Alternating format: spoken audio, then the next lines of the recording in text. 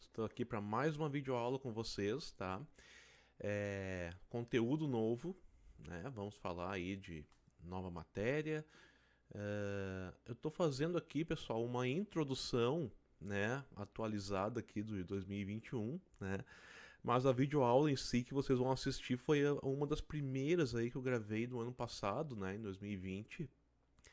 É, Onde o conteúdo dela, né, eu revisei, está totalmente atualizado, né, dentro do contexto do conteúdo que nós vamos trabalhar aqui, que vão ser aí os fatores endógenos que modelam o relevo terrestre, certo? Ahn, então vamos trabalhar esse tema aí. É diretamente ligado ao nosso conteúdo do trabalho, né, de períodos da Terra, porque ele é o fator responsável aí, são os fatores responsáveis pelas mudanças, né, por muitas das mudanças que o nosso planeta passou desde a formação dele até os dias atuais, tá? E continua ainda em ação, tá? Então vocês vão conhecer esses fatores, né? Endógenos são aqueles que ocorrem da superfície da Terra, né, para baixo, né? Tudo que tem no interior da Terra. Então vocês vão conhecer quais são os fatores que tem no interior do planeta que modelam o nosso relevo, né? Que modelaram e ainda modelam, né, o nosso relevo, onde tem construção e destruição de relevo, tá? Basicamente é isso que vocês vão conhecer aqui nessa aula. Vocês vão ter atividade depois ali postada referente a ela, né? Então fiquem atentos aí a esse processo. Estão ocorrendo aulas online, tá? No Meet. E já tivemos até uma hoje, ontem, né? Dia 12, segunda-feira, já tive com o primeiro ano aí. E à medida do passar do mês aí vai aparecendo aí na agenda de vocês aulas de geografia no Meet, tá? Então fiquem atentos à participação, porque elas valem presença, né?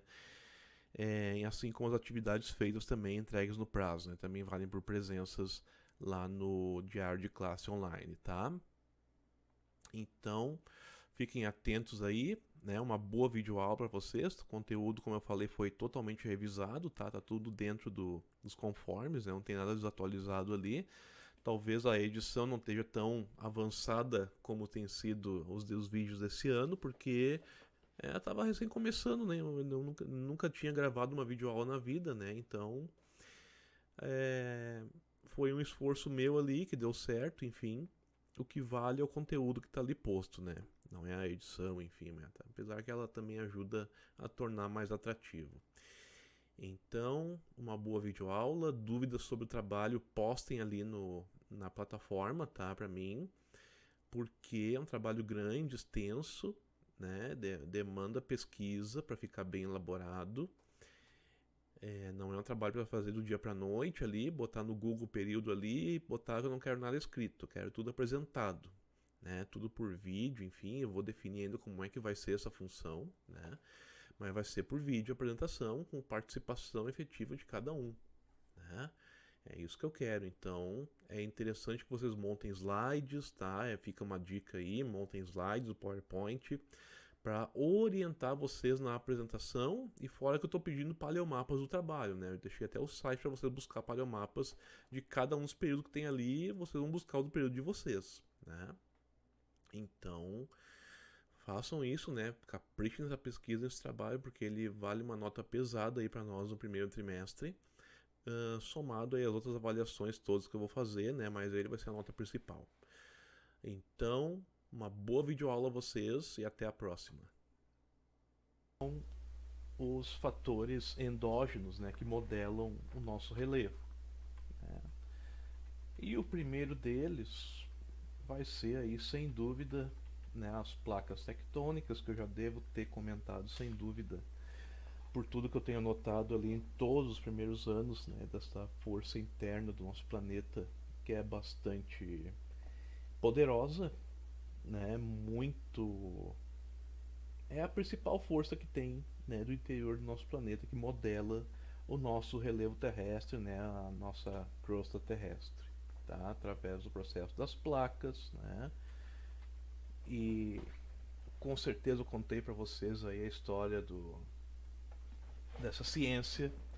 Começou lá com Alfred Wegener, né, um alemão meteorologista, né, faleceu em 1930, ele que trouxe essa teoria da deriva continental. Ele faleceu sem ter a ideia dele comprovada, né, apesar dele ter se dedicado, né, uma grande parte da vida dele para isto, e não teve isso reconhecido como deveria. Tá? Aqui está um mapa das placas tectônicas. Acho que eu expliquei bastante para vocês aí nas aulas que a gente teve presencial ainda, né, o processo de movimento. Fazendo um resumo aqui, que é o que mais nos interessa, que é a placa africana, a sul-americana e a de Nazca, tá? Que é a que mais nos interessa porque nós estamos localizados aqui, né, nesta região. Né? Nós estamos na sul-americana, uma placa enorme, né? Podem ver aqui o limite dela. As setinhas aqui indicam para a direção para onde está indo cada placa, né?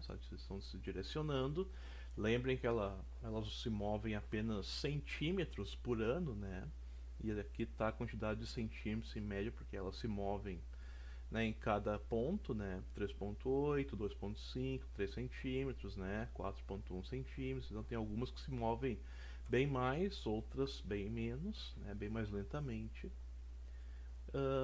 Porque tem incessantes estudos, né, demonstrando esse movimento. Tá? Aqui a placa de Nazca nos interessa bastante, uma placa oceânica, né, que está literalmente aqui sendo empurrada contra a sul-americana, e a sul-americana por sua vez está indo em direção a oeste, e a placa de Nazca sendo empurrada aqui pela enorme placa do Pacífico a leste, né. E acontece aqui então, forma esse grande conjunto de relevos aqui, que é a Cordilheira dos Andes, tá? Porque a placa de Nazca vai mergulhando por baixo aqui do continente sul-americano e vai nesse processo então enrugando a borda da placa e fazendo aqui, né, a formação desse grande conjunto de relevo. Vejam que esse dentilhado que tem aqui no mapa, né, em vermelho, mostram pontos de convergência de placas, né, onde elas estão se colidindo uma com a outra. Tá? Então, retomando essa explicação, né, de uma forma bastante resumida, tá? A gente prossegue aqui. Tem um slide mostrando as camadas da Terra de forma bem resumida. Tá? Nós estamos aí na crosta, tem entre 15 a 70 km de espessura, dependendo do ponto. Né? Ela é mais fina, com certeza, onde é fundo oceânico, e mais espessa onde são os continentes. Tá? Até chegar aí no núcleo formado basicamente de ferro e níquel solidificado. Tá? Aí, prosseguindo aqui, tem os limites de placas, tá? Onde tem os limites transformantes, que são chamados assim porque não há criação nem destruição de crosta, né? Nesse caso, as placas elas vão se deslizando lateralmente uma contra a outra. O exemplo mais clássico aqui no mundo é a falha de Santo André, lá na Califórnia, né? Onde tem aqui essa feição, né, no solo, aqui visível a olho nu. É um tipo de limite aí que ele produz terremotos, tem como consequência terremotos, às vezes podem ser muito fortes, tá? Mas o vulcanismo não é presente, né? Não é presente nesse tipo de falha aqui. Tá? Aí depois vamos ter os limites convergentes, que é a colisão de placas, é o principal movimento onde mais acontecem as coisas, né, para valer. Então aqui vão ter presença de vulcões, né, vulcanismo. E aí tem dois tipos de vulcanismo, não esqueçam, né, o vulcanismo de fissura e o vulcanismo de cratera, o cone clássico, né, enfim, explode o vulcão e tal. Aqui então temos os limites convergentes, né, e aqui mostra uma situação de 3 tipos de limite de convergente de placa, tá? Temos aqui o que acontece, por exemplo, lá na região do Japão, aqui, onde formam fossas, né? A maior fossa do mundo é das Marianas, tá?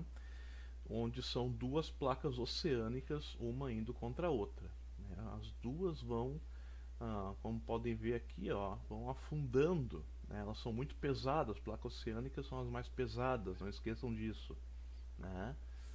Elas são compostas basicamente de basalto, tá? Rocha basáltica, e por isso são muito pesadas. E elas tendem então a afundar, né, em direção ao manto, né, e vão ser consumidas aí pelo manto e vão formar aqui as grandes fossas, né? Das Marianas é o maior exemplo que temos, com um pouco mais de até 11 mil metros, né, 11 quilômetros aí de profundidade. Aí, em seguida aqui vamos ter uma colisão de placa oceânica com uma continental, que é o caso aqui clássico da Cordilheira dos Andes, né?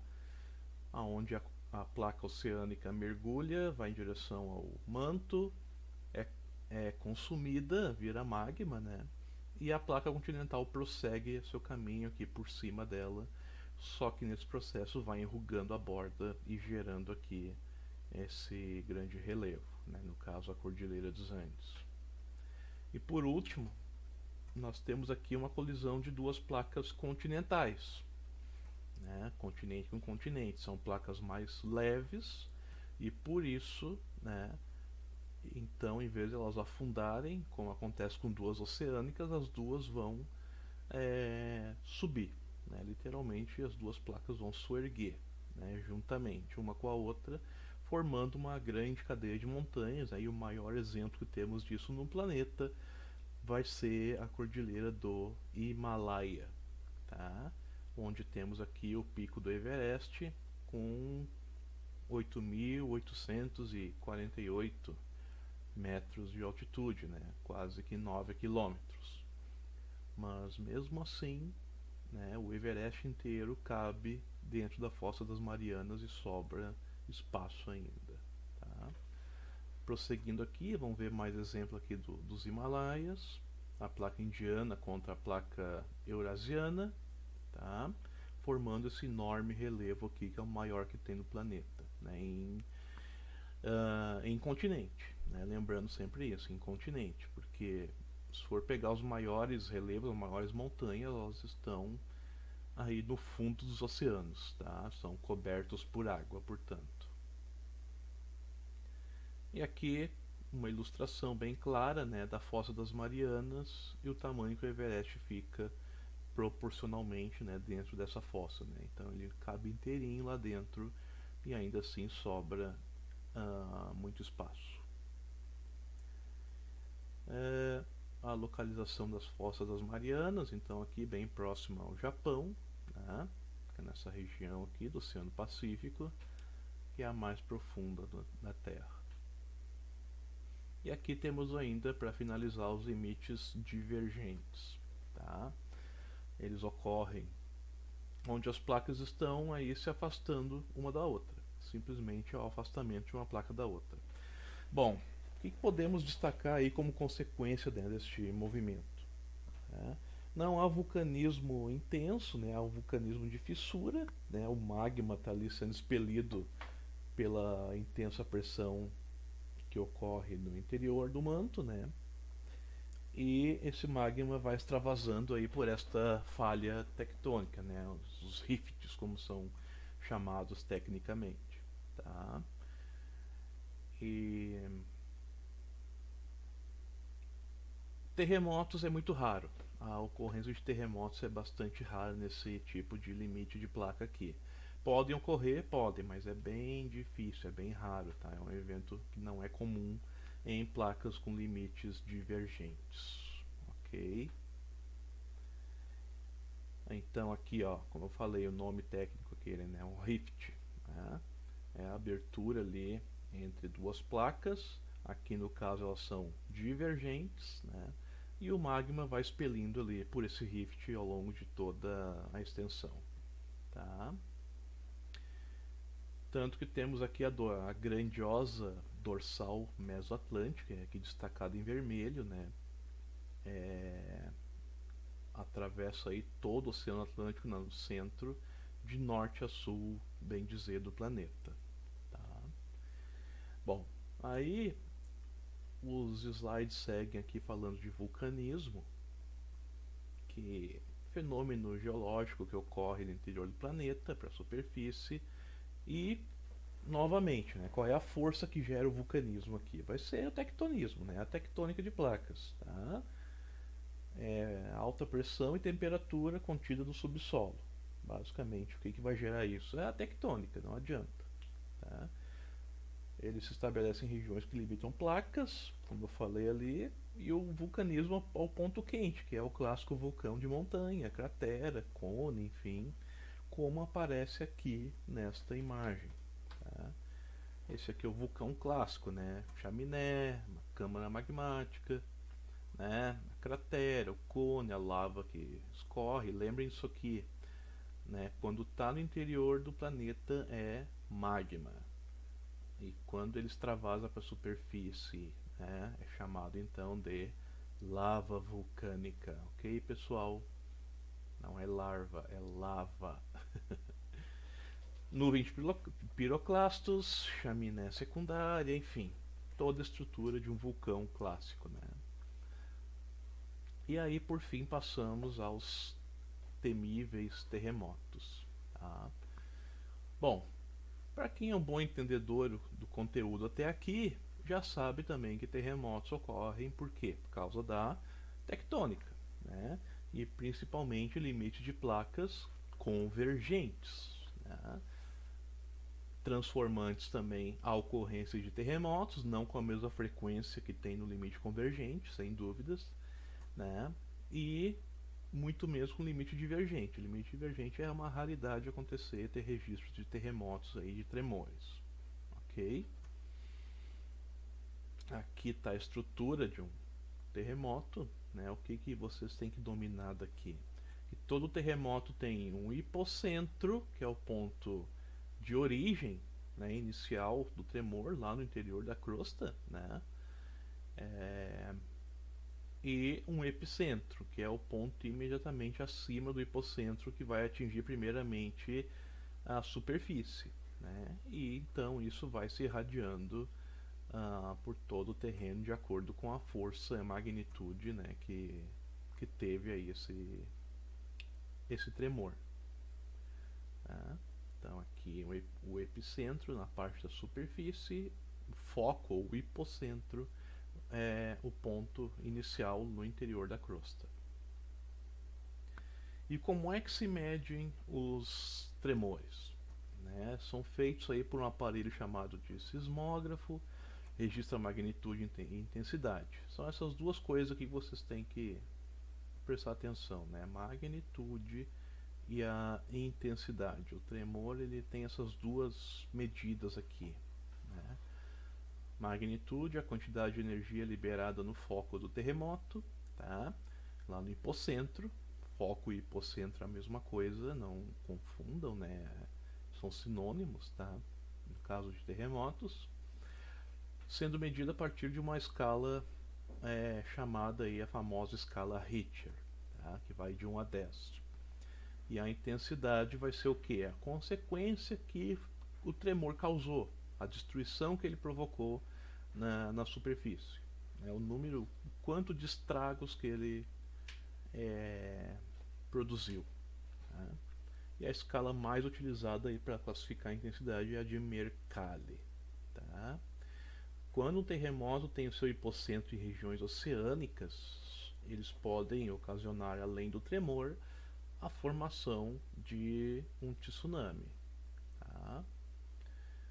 E como que se forma um tsunami? Bom, a partir de um terremoto ocorrido no meio do oceano, algum ponto do oceano, né, onde uma das placas dá um solavanco, ergue aqui uma coluna d'água e vai gerar aqui uma onda enorme, né, em todos os sentidos aqui, e que pode atingir a crosta, a costa, né, os litorais aí, cidades causando destruição, mortes, né, Tem muitos vídeos aí no YouTube mostrando os efeitos de um tsunami. Basta fazer uma pesquisa básica e vocês vão encontrar aí o efeito destrutivo desse tipo de onda. Ok? Aqui está um mapa com chamado cinturão de fogo no planeta, tá? Onde há aqui os grandes vulcões, tá? Limites de placas convergentes, né? Aqui divergente no fundo do oceano, né? E então um mapa global aqui do chamado cinturão de fogo. Lembrando, né, terremotos não tem como prever quando ele vai acontecer, não há nenhuma tecnologia que consiga detectar isto, tá? Só se sabe quando o terreno começa a tremer mesmo, tá?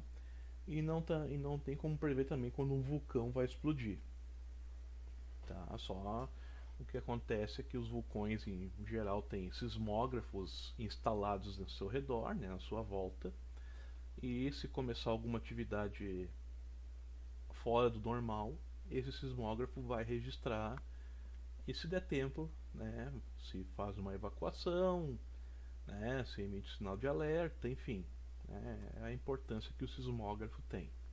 Tá? Até aí com essa pandemia, com o pessoal em casa, né, aconteceu uma coisa bem curiosa até quanto a isso, que pelo globo tem muitos sismógrafos instalados, tá? Vários sismógrafos por todos os continentes, né, instalados, distribuídos, enfim. E daí o que começou a acontecer? Eles são muito sensíveis, é um aparelho muito sensível, que tem ó, ele é basicamente uma agulha altamente sensível, qualquer tremida que dá, ela vai registrando ali numa folha. Né? Agora é digitalmente que é registrado, né? Não é mais em folha. Né? São sismógrafos digitais. Né? Mas o que vem acontecendo aí no mundo com essa quarentena enorme, né? Onde quase metade do planeta está em lockdown, né? Todo mundo confinado. O movimento, né, de veículos de todos os tipos, né, reduziu drasticamente, tá? E os sismógrafos que antes tinham ali uma vibração X por dia, né, normalmente registrada, agora estão registrando muito menos movimento. Né? A agulha deles está se movendo muito menos em relação a dias como eram normalmente. Né? E isso está trazendo aí informações muito importantes para quem estuda geologia, né? Principalmente sobre alertas de tremores, alerta do que está fora do normal, o que seria o normal, né? E o que seria o realmente normal agora está sendo registrado porque realmente o nível de movimento de caminhões, carros, trens, né? Principalmente está muito, muito, muito baixo em relação ao que era o normal. E os sismógrafos estão mostrando isso. Tá? Bem interessante essa relação. E aqui finalizo com um mapa de avaliação de risco sísmico pelo mundo. Tá? Onde é branco aqui um risco muito baixo, quase que zero, né, de acontecer um tremor. E aí quando a cor vai ficando vermelha, ali mais escura, vai aumentando o risco. É justamente, se for analisar esse mapa aqui, vocês podem fazer a relação com os locais onde tem limite de placas convergentes, né? E em segundo lugar, transformantes.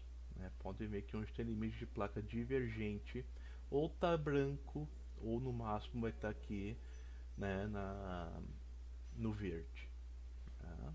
Na cor verde.